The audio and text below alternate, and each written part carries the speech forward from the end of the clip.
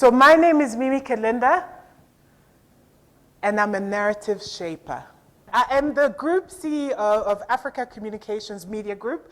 We are headquartered in Johannesburg. We're a public relations and strategic communications company. We work to mold and shape our clients' reputation in a way that speaks to their business objectives. So I've made it my life mission to try and shape and shift the narrative of this continent.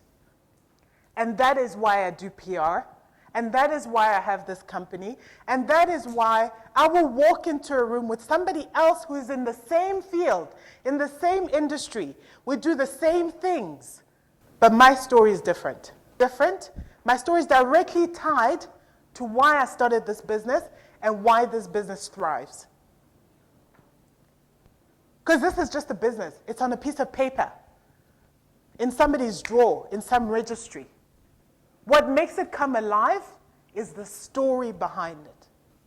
And what we're going to do is, we're going to start with your why. We're going to work our way back all the way to the word cloud that we had.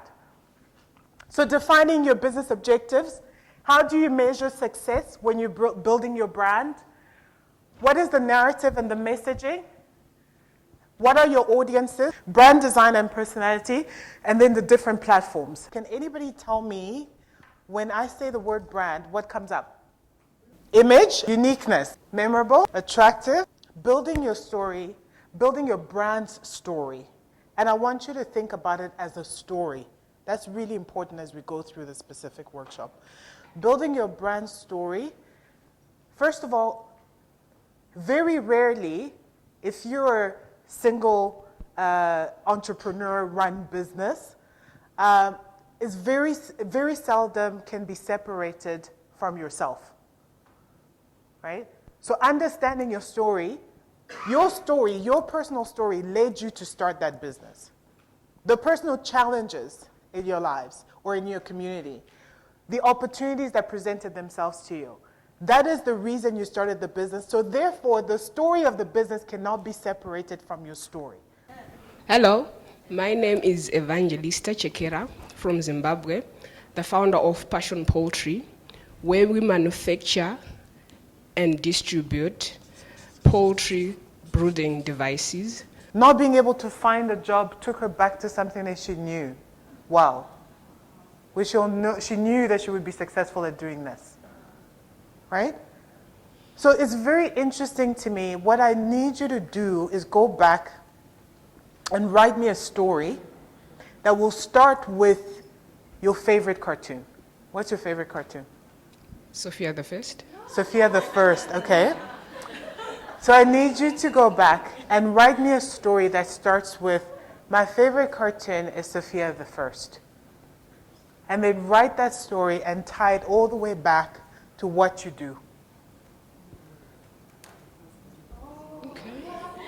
We're doing things for certain results.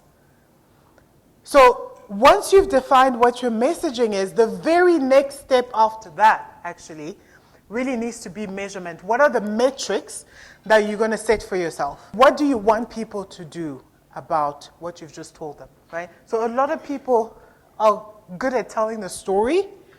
This is what I do, this is how I do it, etc., etc., a little bit of who I am and why, and then you leave the stage. And you're like, no, actually, come back, great, but what do you want me to do about it? Like, I've just sat here and I listened to the most amazing story. What is the next step?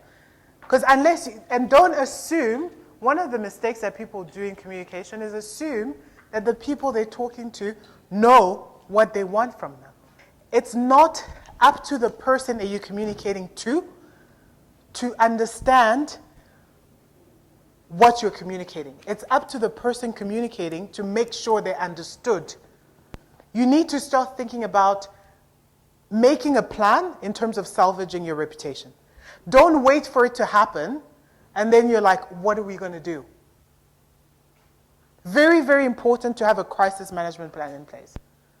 Your crisis management plan also needs to be as detailed, almost, as your marketing and communications plan. You need to scenario plan your communications so that you say, in case this happens, this is what we're going to say.